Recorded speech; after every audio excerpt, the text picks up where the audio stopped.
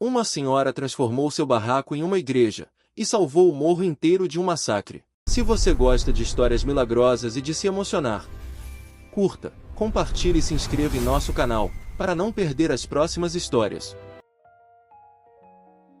O barraco de Dona Francisca tinha 3 metros por 4. Paredes de compensado, teto de zinco que vazava em 12 pontos diferentes, chão de terra batida que virava lama quando chovia. Era o menor barraco do Morro do Juramento, em Duque de Caxias, tão pequeno que mal cabia a cama onde ela dormia e a mesa onde fazia suas refeições. Mas todas as quartas e domingos, aquele barraco se transformava em igreja. Francisca tinha 73 anos e morava no morro há 50. Havia chegado como migrante nordestina, fugindo da seca que matara metade de sua família.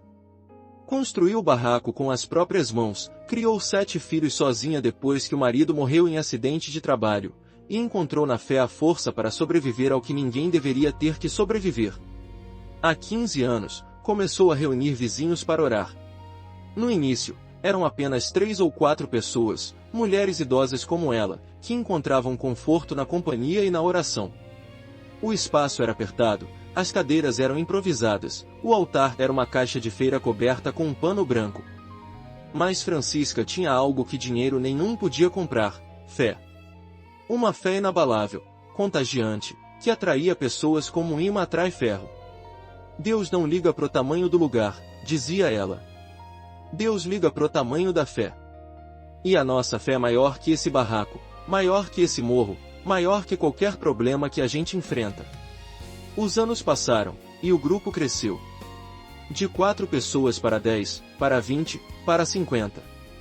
O barraco não comportava mais, e as reuniões passaram a acontecer do lado de fora, com pessoas sentadas em pedras, em latas, em qualquer coisa que servisse de assento. E então veio a guerra. Dezembro de 2019. Uma disputa territorial entre 2 facções criminosas transformou o Morro do Juramento em zona de guerra. Os tiroteios eram diários. Moradores ficavam dias sem poder sair de casa. Escolas fecharam, comércios abandonaram o morro, até a polícia evitava subir. Era como se uma cortina de violência tivesse descido sobre aquele lugar, isolando-o do resto do mundo. E havia rumores piores. Diziam que uma das facções planejava um massacre de limpeza, eliminar todos os moradores suspeitos de colaborar com o grupo rival. Dezenas de pessoas estavam na lista, talvez centenas. Ninguém sabia exatamente quem, mas todos sabiam que a morte estava chegando. Francisca convocou uma reunião de oração. Não no barraco, não havia espaço para o medo que consumia a comunidade. Na laje da vizinha Marta, a maior superfície plana disponível, onde mais de 100 pessoas se espremeram em uma noite de quinta-feira. Eu sei que vocês estão com medo, disse Francisca, de pé em um caixote para que todos pudessem vê-la. Eu também estou. Mas o medo não pode ser maior que a fé. Se a gente se entregar pro medo, já perdemos. Então hoje, a gente vai fazer uma coisa diferente. A gente vai cercar esse morro de oração. Como assim, Dona Francisca? A gente vai rezar a noite inteira. E não só rezar, a gente vai andar pelo morro, de ponta a ponta, rezando em cada esquina, em cada viela, em cada lugar onde já derramaram sangue. Vamos consagrar essa terra a Deus. Vamos dizer pro mal que ele não é bem-vindo aqui. Era uma ideia louca.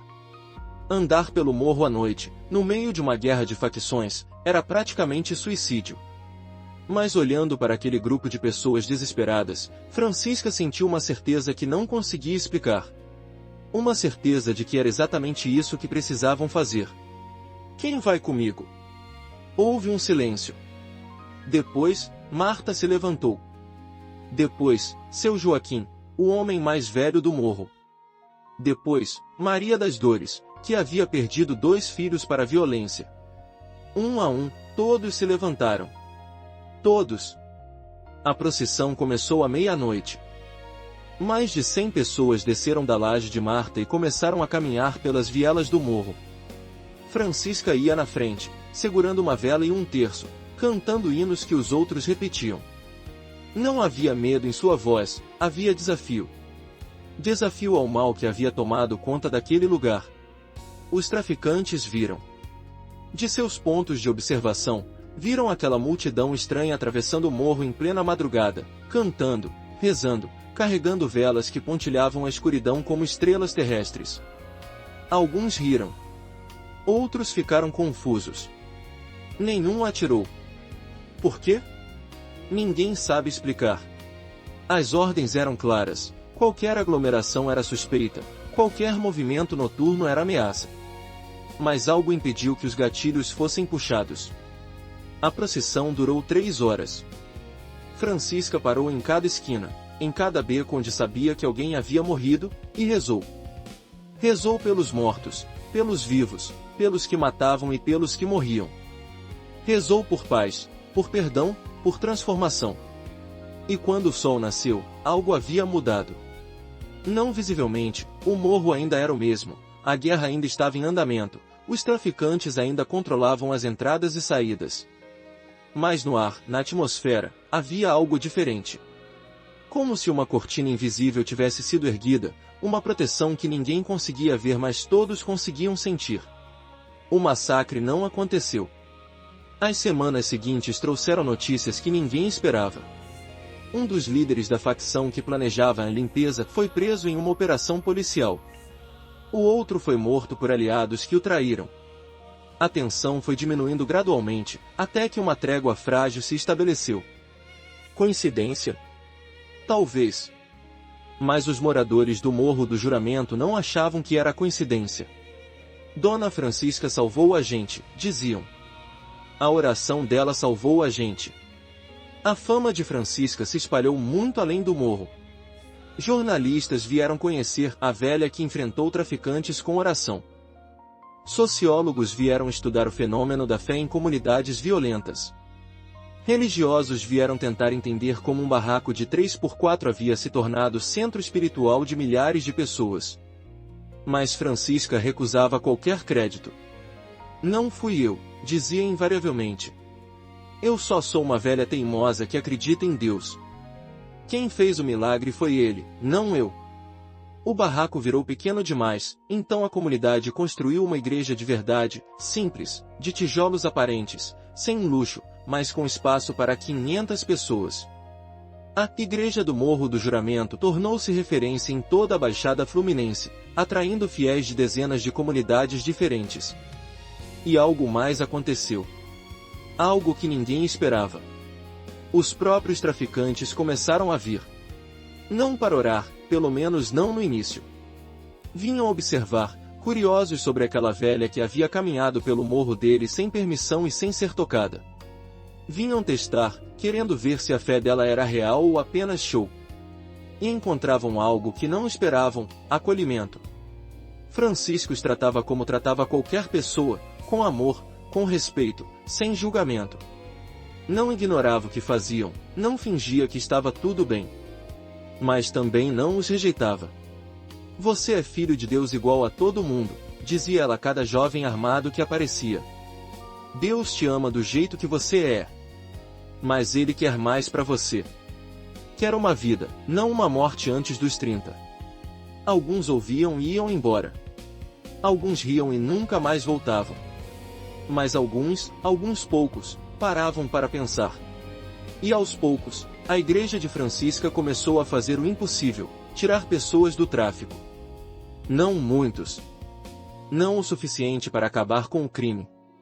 Mas cada jovem que deixava as armas, cada família que se reconciliava, cada vida que era salva era uma vitória. Uma prova de que a fé podia fazer o que programas sociais não conseguiam, o que a polícia não conseguia, o que o governo não conseguia. Francisca morreu aos 91 anos, cercada por uma comunidade que a amava como se fosse mãe de todos. A igreja que ela fundou, que começou em um barraco de 3x4, hoje é um complexo comunitário que inclui escola, creche, centro de saúde e centro de formação profissional. Milhares de pessoas passam por ali todos os anos, muitas delas ex-traficantes que encontraram uma segunda chance. No funeral de Francisca, algo extraordinário aconteceu. Os traficantes, os mesmos que controlavam o morro, os mesmos que a igreja de Francisca enfrentava com fé, mandaram uma coroa de flores. Não era um gesto vazio ou irônico. Era reconhecimento. Ela nunca nos tratou como monstros, disse um deles a um jornalista, pedindo para não ser identificado. Todo mundo nos trata como monstros. Ela não. Ela nos tratava como gente. Gente perdida, talvez. Mas gente. O morro inteiro desceu para o enterro. Tiroteios foram suspensos por um dia, uma trégua não declarada que todos respeitaram. Era como se até a violência reconhecesse que algo sagrado estava acontecendo. E quando o caixão de Francisca desceu à terra, no pequeno cemitério do morro, centenas de vozes se ergueram em um hino que ela havia ensinado a todos. Eu sei que Deus está comigo. Em qualquer lugar estarei. Não importa o que aconteça. Eu sei que não desistirei. Era o hino que ela cantava na procissão que salvou o morro. Era o hino que definia a sua vida. E era o hino que continuaria ecoando pelas vielas daquele lugar, muito depois que ela se fosse. Hoje, na entrada da igreja do Morro do Juramento, há uma placa. Aqui, em um barraco de 3 por 4 metros, uma mulher acreditou que a fé podia vencer a violência. E provou que estava certa. Em memória de Dona Francisca, de 1928 a 2019, a mãe do morro. E abaixo, as palavras que ela dizia em todas as reuniões. Deus não liga pro tamanho do lugar. Deus liga pro tamanho da fé.